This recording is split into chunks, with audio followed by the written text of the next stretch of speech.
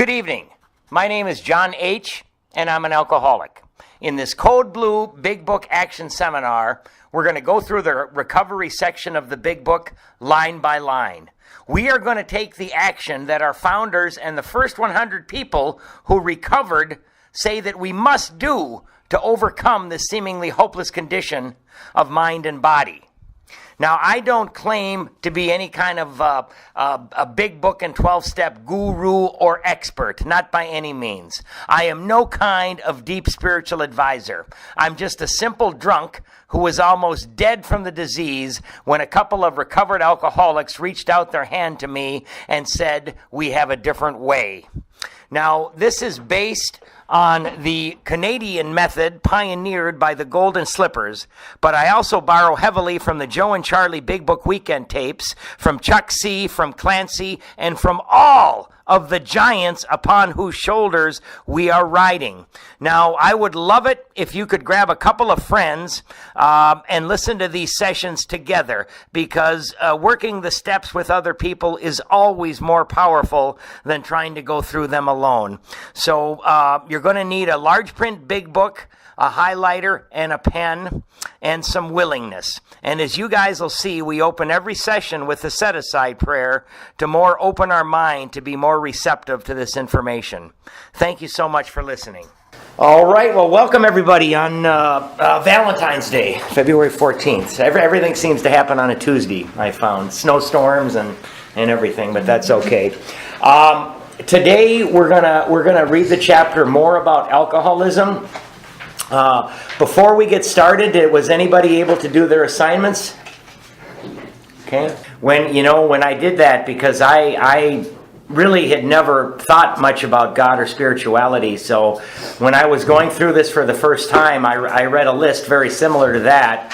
And what they did is the guy said, "Hand me your list." So I handed him the list. He ripped it in half and he gave me the God is part back and said, "That's what you can start asking for help," is what they did. So that's kind of what we do here, is the God is part. If you have an issue with God, or you're not sure about God, or you're an atheist or an agnostic, we're going to address that next week when we read We Agnostics. But this is kind of a good exercise that we can start asking the good part of that for help.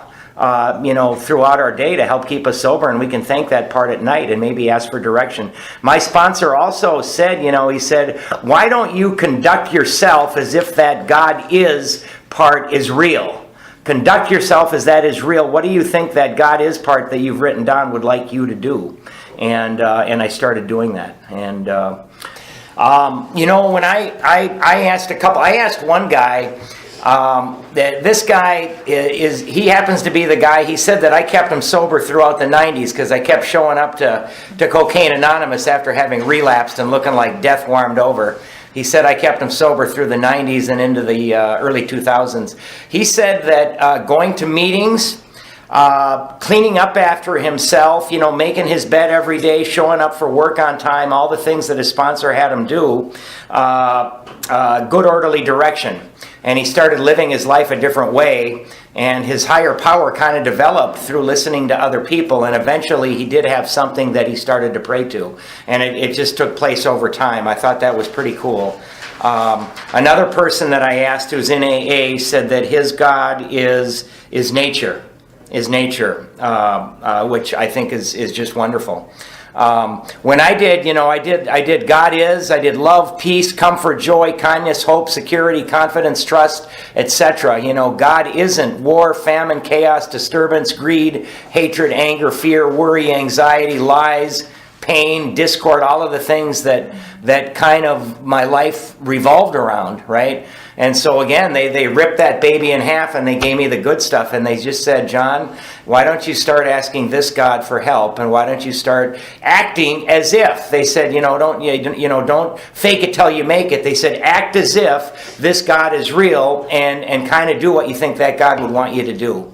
I'm some of the things I'm grateful for. I have friends. When I came into these rooms, I was all alone. I didn't have squat. So I've got friends. I've got a program for living. I've got wonderful brothers and sisters. I was alienated from my entire family. One of the things that I absolutely love is I can sleep. Going through withdrawals at night and whatnot, I'd wake up every 45 minutes shaking. I can now sleep through the night, which is just a godsend. Just a couple of things I'm grateful for. So now, guys, if you haven't done it, just go ahead and do it. Do the God is, do the God isn't, and ask people in AA. Ask people in AA that you respect. Hey, how did you get your higher power? And just get a couple. And I think most people are going to be pretty. They're going to be willing to talk about that. I know I certainly am if somebody asks me. So. And gratitude is something, if we have anxiety, worry, depression, fear, anger, and all of these things, when we get up in the morning, if we can maybe try to make a list of 5 things you're grateful for every morning and try to do different things, because, the list could be endless. And that's a good way that we can combat some of these things that are negative in our lives. So, all right. So we've got more about alcoholism. Is one of my favorite chapters because it reminds me of how I lived most of my life. What we've done up to this point is, the first one we did the history of the book and a little bit of the history of AA.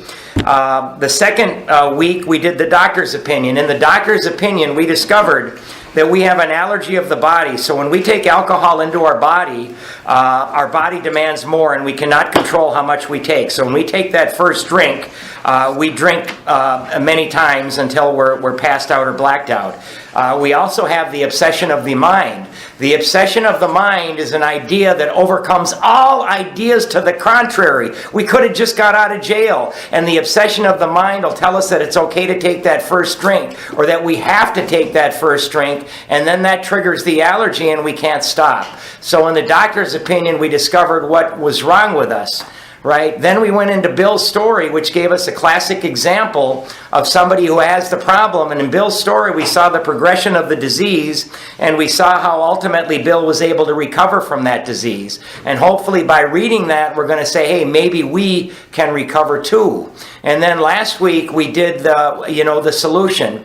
And they tell us that the solution is a vital spiritual experience, right? We wake up spiritually. That's all it is. We become aware of spiritual things. We're not any kind of spiritual gurus or anything. Our eyes are just open to a different reality, something that we hadn't ever seen before. And for many of us, for most of us, that happens through the working of the steps, and it takes place over a period of time. Now, in Bill's story, he had the white light experience, so he got zapped. Most of us, as we read in Appendix 2, are going to have the slow spiritual wake-up. Although, guys, I got to tell you, I was sober for 6 months before I started working these steps, and I was going insane. And I was thinking about suicide at 6 months sober, and I was thinking about drinking myself to death. And when I started working these steps, that spiritual awakening, I think it happened pretty quickly, because after about 2.5 months into this program, the obsession started to leave me, and a lot of my anger and a lot of my fears and anxiety and worry and that stuff started to go away too, and all those voices in my head. So they say it happened slowly over working the steps, but for me, 3 to 4 months, I thought it was rather quickly, and I'm very, very grateful for that. So. Okay, so we're going to go to more about alcoholism. Oh my God, I got almost the first 2 pages highlighted. I'm not going to have you do that though. So we are going to highlight the first paragraph though. That's a very important one. Most of us have been unwilling to admit we were real alcoholics, right? We're denying it. No person likes to think he is bodily and mentally different from his fellows.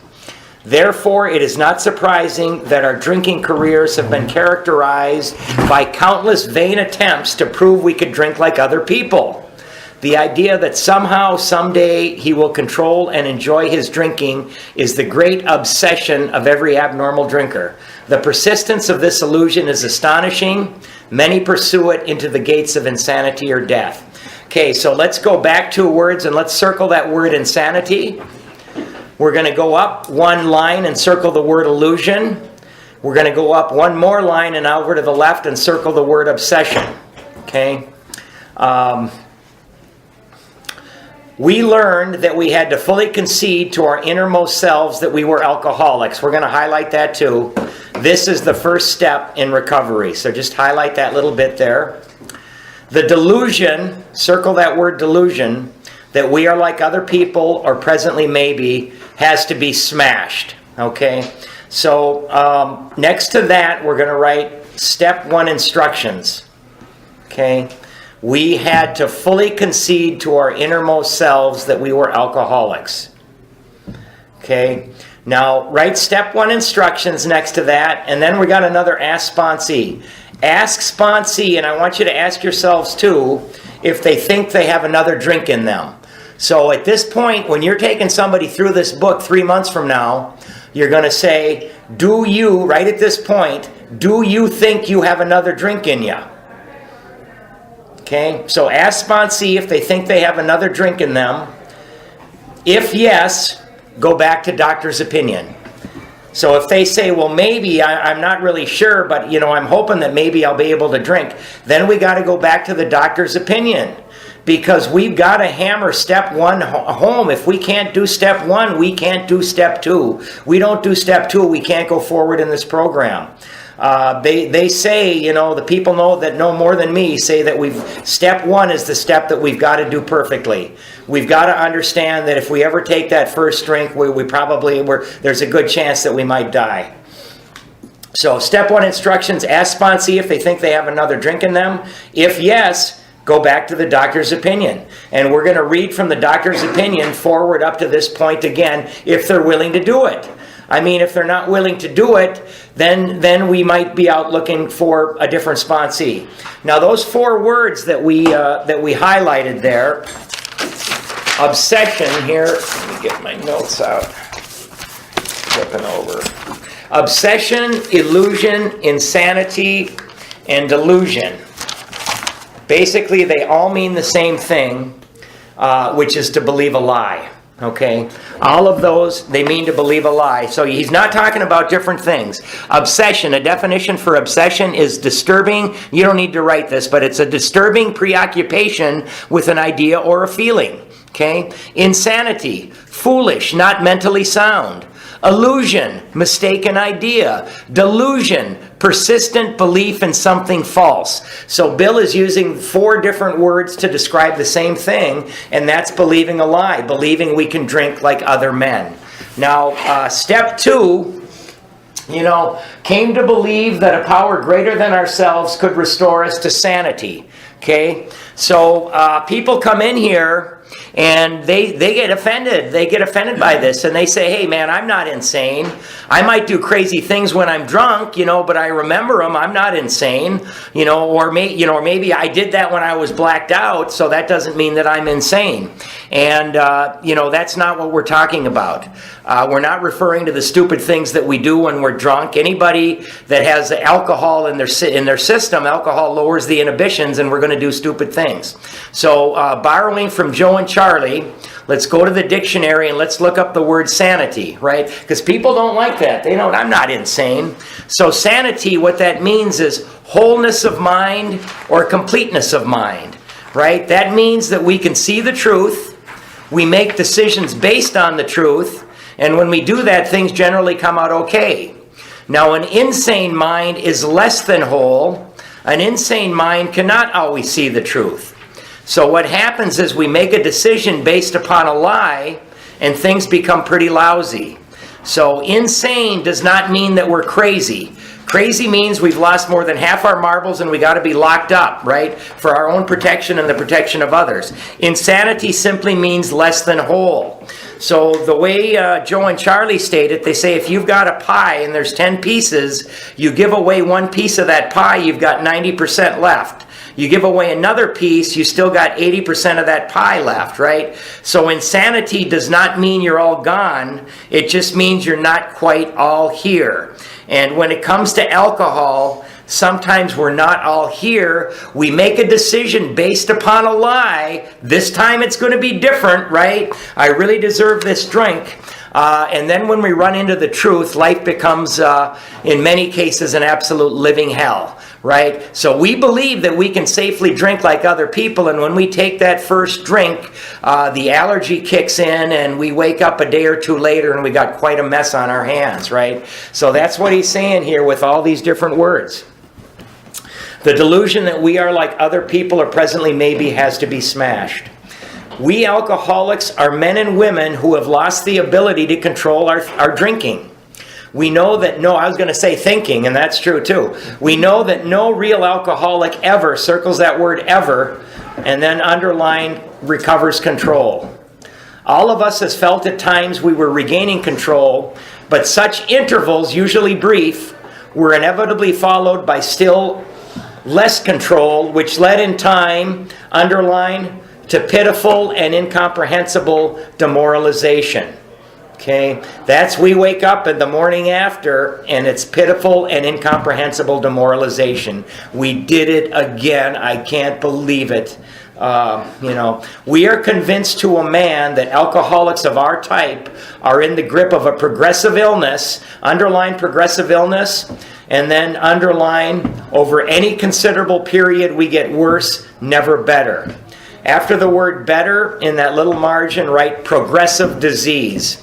And the funny thing about alcoholism is, and we're going to read about it in this chapter, the disease progresses whether we're drinking or not, right? If we're dry and we're not working these steps, our disease is still progressing. We are, by the way, at the bottom of the page, write honesty is principle behind step 1. Every step comes with a principle. And, what I try to do these days is I try to live by those principles. Most days I fail, but I try. We are like men who have lost their legs. They never grow new ones. Neither does there appear to be any kind of treatment which will make alcoholics of our kind like other men. We have tried every imaginable remedy. In some instances, there has been brief recovery, followed always by a still worse relapse. Off to the right of that, let's write, don't ever think it's okay to drink. Don't ever think it's okay to drink.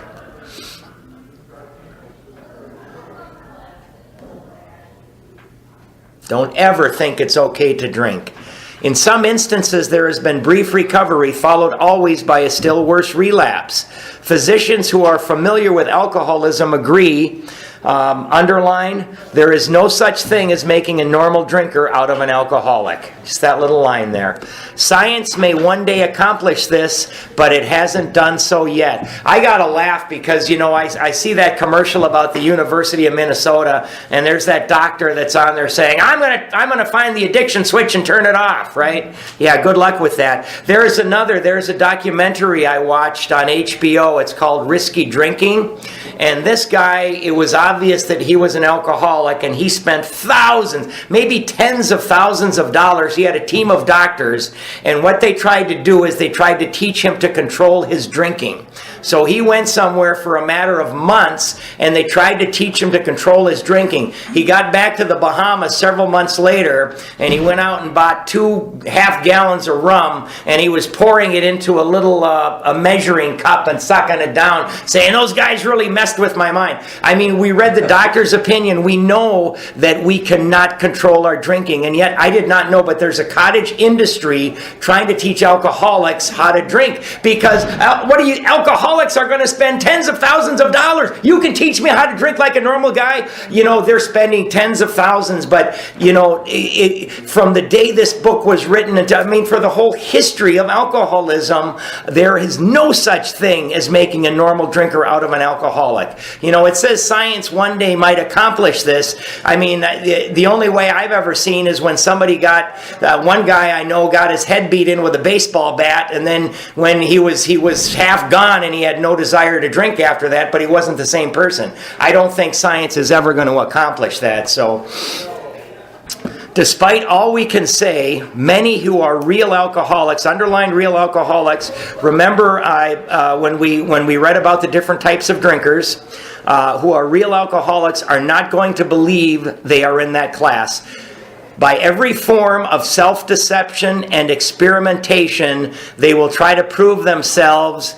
Underline those 4 words, exceptions to the rule. Now, next to that, we're going to write denial. Denial. I mean, I got to tell you guys, if I was a dishonest person, if I would have known about this when I was still out there drinking, I would have started a treatment center telling alcoholics that I can help them control their drinking. I would have made millions, right? It's not going to happen. Exceptions to the rule, therefore non-alcoholic. If anyone who is showing inability to control his drinking can do the right about face and drink like a gentleman, our hats are off to him. Underlined to the end of the paragraph there, 2 lines. Heaven knows we have tried hard enough and long enough to drink like other people. And they're talking about that desperate experiment of the first drink. This time it's going to be different. I know it's going to be different this time. I haven't had a drink in 90 days. I think this whole thing was a mistake. I'm only going to have 6 beers tonight, right? We try that over and over and over, and it doesn't work. Here are some of the methods we have tried. Drinking beer only, limiting the number of drinks, never drinking alone, never drinking in the morning, drinking only at home, never having it in the house, never drinking during business hours, drinking only at parties, switching from scotch to brandy, drinking only natural wines, agreeing to resign if ever drunk on the job, taking a trip, not taking a trip, swearing off forever, with and without a solemn oath, taking more physical exercise, reading inspirational books, going to health farms and sanitariums, accepting voluntary commitment to asylums. We could increase the list ad infinitum. So next to that, kind of bracket that whole paragraph, and let's write how it doesn't work. We've got, in 2 weeks, we've got how it works, but next to that, we're going to write how it doesn't work. Okay, and right under how it doesn't work, we've got another ask sponsee. So ask sponsee to fully concede he, she is alcoholic. So we're going to ask him again right here. Are you convinced that you're an alcoholic? And I want all of you guys to ask yourself that question too. Right? Ask sponsee to fully concede if he or she is alcoholic. Right here in the book. And just on the other page, remember, we asked him, do you think you got another drink in you? Right? What that means is, do you think that you're going to be able to drink successfully? That's all it means. Right? Do you think you're going to be able to drink successfully? We do not like to pronounce any individual as alcoholic. Okay, so right next to that, off to the right, let's write, let them make the decision if they are alcoholic. We cannot tell other people. Everybody in my life, my whole life from the time I was 15 years old said, I think you're an alcoholic. And I wouldn't listen. So let them make the decision if they are alcoholic. Let them make the decision if they are alcoholic. We do not like to pronounce any individual as alcoholic, but you can quickly diagnose yourself. Okay, so after yourself, draw a little line after that, a slanted line, and write first test. They're going to give us 2 tests to determine if we're alcoholics. So this is the first test. Step over to the nearest bar room and try some controlled drinking. Try to drink and stop abruptly. Try it more than once. It will not take long for you to decide if you are honest, circle honest, right? That's the principle, with yourself about it. It may be worth a bad case of jitters if you get a full knowledge of your condition. So back in the day, when people came into AA, they didn't have meetings all over the place. And if people weren't willing to go through and do the steps, there was nothing that these alcoholic members, the first 100, could do for them. Right? If you're not willing to work the steps, we can't help you. You're not convinced you're an alcoholic. Why don't you try this? Now, I don't want anybody here to do that, right? But you could hear, we've got meetings. We can go to a meeting every single day. We can go to 3 meetings a day if that's what we need to stay sober until we can get ourselves convinced that we're an alcoholic. But back in the day, they didn't have those. The only thing they had was the working of these steps and the spiritual experience. So they would, if people weren't willing to do all this hard work to get sober, they would send them back out to drink. Let's highlight the next 5 lines. 1, 2, 3, 4, 5. Though there is no way of proving it, we believe that early in our drinking careers, most of us could have stopped drinking. But the difficulty is that few alcoholics have enough desire to stop while there is still yet time. I mean, I want everybody to think back on their life and think, hey, maybe when you first started drinking, do you think that you could have stopped? Maybe, maybe not. We have heard of a few instances where people who showed definite signs of alcoholism were able to stop for a long period of time because of an overpowering desire to do so. Here is one. So draw a little line under desire to do so, just a little line under there, and underneath it write first case. We're going to get 4 cases in this chapter. And so first case, and you can underline man of 30. That's the name of the first case. So they're going to hammer into us home through these cases, why we tend to believe the lie. A man of 30 was doing a great deal of spree drinking. He was very nervous in the morning after these bouts and quieted himself with more liquor. He was ambitious to succeed in business, but saw that he would get nowhere if he drank at all.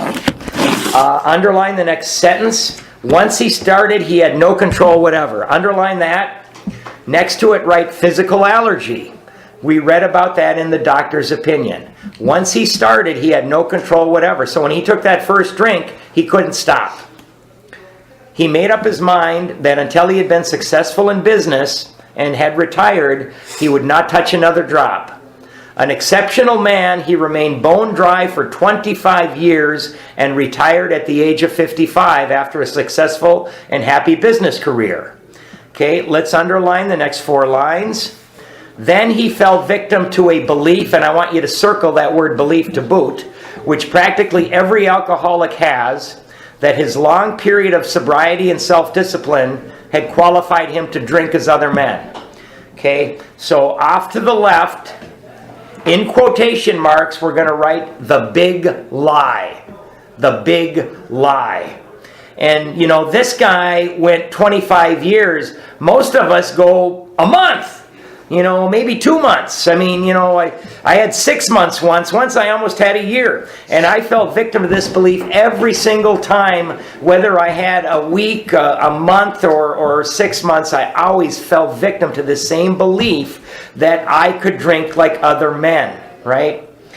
Out came his carpet slippers in a bottle. In 2 months, he was in a hospital, puzzled and humiliated. He tried to regulate his drinking for a while, making several trips to the hospital meantime. Underline the next sentence. Then, gathering all his forces, he attempted to stop altogether and found he could not. So next to that, we're going to write crossed invisible line. He crossed the invisible line. Now, I don't know why this is. I heard a speaker the other day, but the people that taught me, they tell me that anybody that has 7 years, 10 years, 20 years, 25 years, if those people relapse, it's almost 1% of them or less that can make it back into these rooms. I think, the guy said it's because it's a progressive disease, and the disease was progressing all along. And once they start drinking again, they absolutely cannot make it back. But I think it's something like 1%. And so, I'm coming up on 6 years, so because I know this, I know that if I take a drink, I'm probably signing my death sentence, right? So that's kind of a good reason for me not to take that first drink. Besides when you do these steps and you live by these principles, you don't want to do it. Every means of solving his problem which money could buy was at his disposal. Every attempt failed. Though a robust man at retirement, he went to pieces quickly and was dead within 4 years. This case contains a powerful lesson. Okay, underline the next 3 lines. Most of us have believed that if we remain sober for a long stretch, we could thereafter drink normally. And again, every stretch I had except for this last one, I believed that. Whether it was a week, a month, once I almost had a year. And I fell victim to that belief every single time. But here is a man who at 55 years found he was just where he had left off at 30. You know, again, I think it's because it's a progressive disease. We're going to highlight to the end of the paragraph. We have seen the truth demonstrated again and again. Once an alcoholic, always an alcoholic. And put an asterisk next to that line. Commencing to drink after a period of sobriety, we are in a short time as bad as ever. If we are planning to stop drinking, there must, circle must, be no reservation of any kind, nor any lurking notion that someday we will be immune to alcohol. So again, okay, right next to that paragraph, ask your sponsee this, right? Just again, we're going to, and ask yourselves. We have to hammer this home in ourselves, and we've got to hammer this home into the people we're sponsoring, right?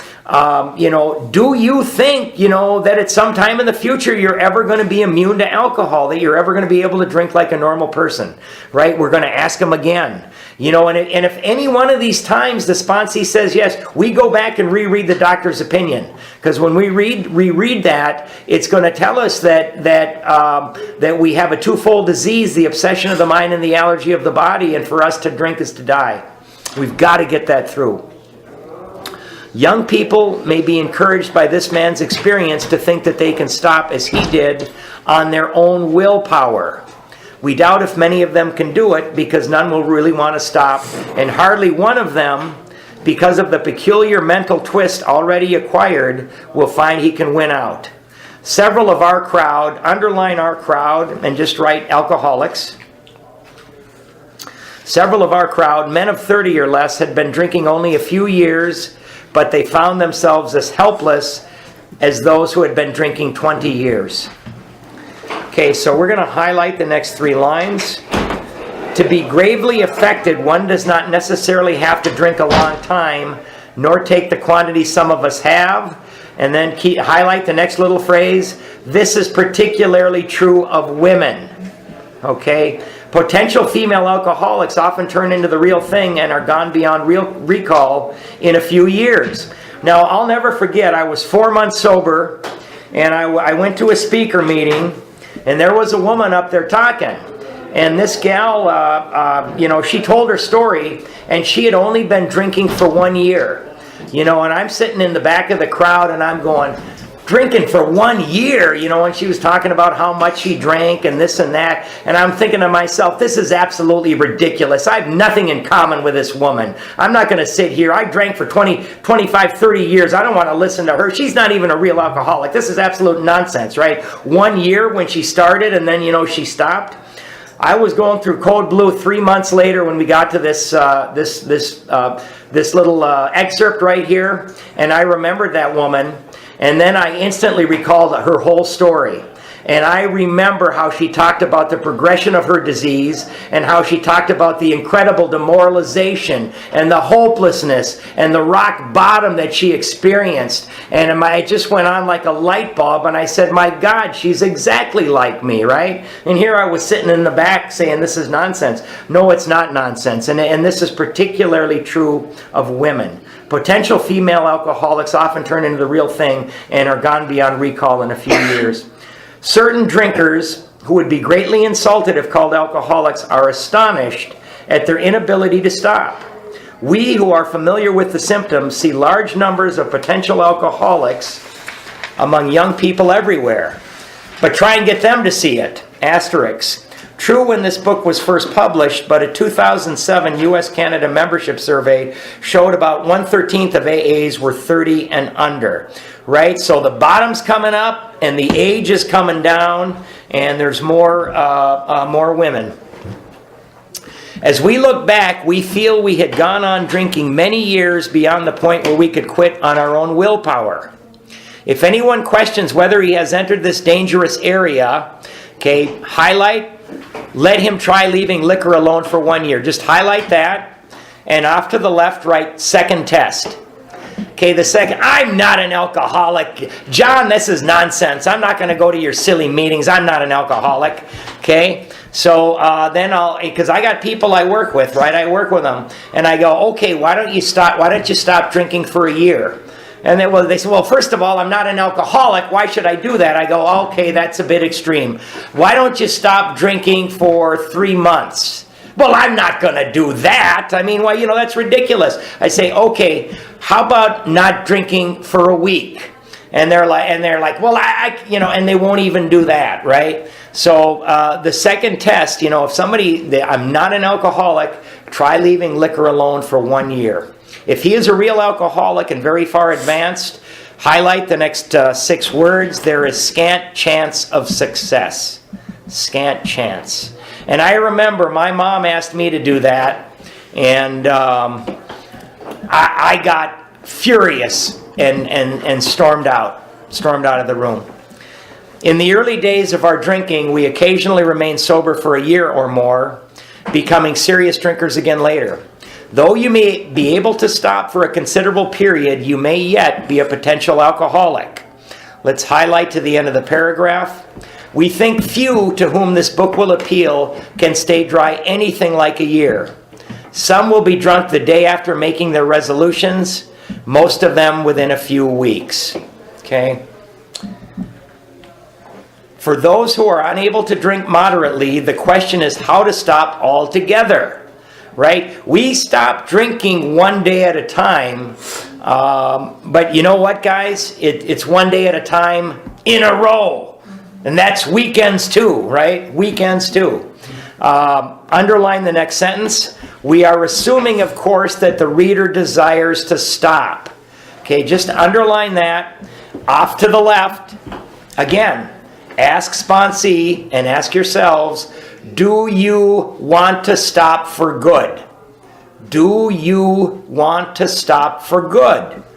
And that's why that this, when you're working with somebody, it's best if you get them shortly after a horrible run that they were on. Maybe they got out of jail, maybe they lost their car, maybe they got fired, maybe they got kicked out of their house. It's very important that we get these people quickly and we start running them through this book, because if they're so beat up and they manage to stay sober for 1 week, 2 weeks, 3 weeks, all of a sudden we forget and we think it wasn't so bad, right? I was only in jail for a week, right? So do you want to stop for good? And if they say, yes, I do, I really want to stop, we're going to continue working with them. If somebody's like, well, I'm hoping that maybe I just can stop until the heat gets off me. Well, maybe our time might better be spent with somebody who wants to stop for good, right? Who's had enough, who's reached the bottom. Whether such a person can quit upon, underline, a non-spiritual basis, just that little thing, a non-spiritual basis. Next to it, write own willpower. Own willpower. That's what a non-spiritual basis is. It's stopping on our own willpower, right? Depends upon the extent to which he has already lost the power to choose whether he will drink or not. Many of us felt we had plenty of character. There was a tremendous urge to cease forever. Highlight to the end of the paragraph. Yet we found it impossible. This is the baffling feature of alcoholism as we know it. This utter inability to leave it alone, no matter how great the necessity or the wish. So next to that, we're going to write powerlessness over the disease. Powerlessness over the disease. John, if you show up to the Saturday morning meeting drunk one more time, you're fired, right? I didn't drink all week, but I was feeling so antsy that Friday night, I just decided to have a couple of beers just to take the edge off because I was going nuts. And guess what? I made it to work, but I was drunk and they let me go, right? I couldn't do it the very next Saturday. So let's highlight the next 2 lines as well. How then shall we help our readers determine to their own satisfaction whether they are one of us? Okay, so how are we going to let people know that indeed they are alcoholics? The experiment of quitting for a period of time will be helpful, but we think we can render an even greater service to alcoholic sufferers and perhaps to the medical fraternity. So we shall highlight to the end of the paragraph. So we shall describe some of the mental states that precede a relapse into drinking, for obviously this is the crux of the problem. Okay, so we're going to look at some of these. The obsession of the mind. I swear to God, when I got out of jail this one time, and I said, I am never drinking again, man, never. Well, I had forgotten all about that by 5 o'clock. I was thinking, my God, I better get to the liquor store and call the drug dealer. The very same day. What sort of thinking? Underline that. What sort of thinking? Just those first 4 words. Dominates an alcoholic who repeats time after time, and then underline the desperate experiment of the first drink. Okay, right next to that we're going to write thinking is his problem, or if you're a woman, thinking is her problem. When we're not drinking, we're thinking, and that's dangerous. Thinking is her problem. Friends who have reasoned with him after a spree which has brought him to the point of divorce or bankruptcy are mystified when he walks directly into a saloon. Why does he? Underline, of what is he thinking? What is he thinking? Okay, put a little line under of what is he, and underneath it write second case. They're going to give us the second case. And you can circle the name Jim. Right by the end of that top line there. So the second case is a guy named Jim. And I love old Jim. Jim is a salesman just like me. And this guy reminds me of me. I just love him. Our first example is a friend we shall call Jim. This man has a charming wife and family. He inherited a lucrative automobile agency. He had a commendable World War record. He is a good salesman. Everybody likes him.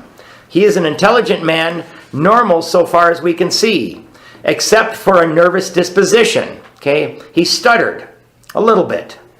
He did no drinking until he was 35. In a few years, he became so violent when intoxicated that he had to be committed. On leaving the asylum, okay, underneath asylum, write treatment center. Same difference. Had different names back then. On leaving the asylum, he came into contact with us. Okay, we, circle that word we. Again, the we, they are the alcoholics who wrote this book. We told him what we knew of alcoholism. Okay, so right somewhere in there, write step 1, allergy/obsession. So they told Jim that once he started drinking, he had no control over how much he could take. And they told Jim that when he was dry and he stopped drinking, that his mind is going to play tricks on him and convince him to take that first drink. So they told him what we knew of alcoholism, step 1, allergy, obsession, and the answer we had found. Above answer we had found, write step 2. They told Jim the solution, right? The solution is a vital spiritual experience that we get through working the steps. So they told him about step 2. Underline the next 4 words. He made a beginning. Okay, write step 3 there. A little bit later on in the book, they're going to say step 3 is but a beginning. So Jim made a beginning. He did steps 1, 2, and 3. So things are looking up. His family was reassembled, and he began to work as a salesman for the business he had lost through drinking. Okay, so he had lost his business through drinking, and he went back there sober to work as a salesman. All went well for a time, underline, but he failed to enlarge his spiritual life. Okay, underline that. Off to the right, we're going to write, he did not do the work. And then in parentheses, you can put the steps. He did not do the work, parentheses, the steps. So he did 1, 2, and 3. And, we know that the next one is a searching and fearless moral inventory. And Jim is like, nah, thanks, fellas. To his consternation, he found himself drunk 6 times in rapid succession. On each of these occasions, we worked with him, reviewing carefully what had happened. Now, these are awfully good AA members. This guy relapsed Happened 6 times in a row. They went over there and they worked with him each time, right? We do not shoot our wounded here in AA. You relapse, I don't care how many times you come back, we're going to try to help you. These were very good AA members. Worked with him, reviewing carefully what had happened. Underline the next sentence. He agreed he was a real alcoholic and in serious condition. Next to that, write step 1. Jim's got step 1, right? That's the first foundation stone. He knew he faced another trip to the asylum if he kept on. Moreover, he would lose his family for whom he had a deep affection. Don't turn the page. At the bottom of that page, we're going to write something. We're going to write, others may be more willing. Come back when you are willing. And that's in refer to he failed to enlarge his spiritual life. He didn't do the work. Others may be more willing. Come back when you are willing.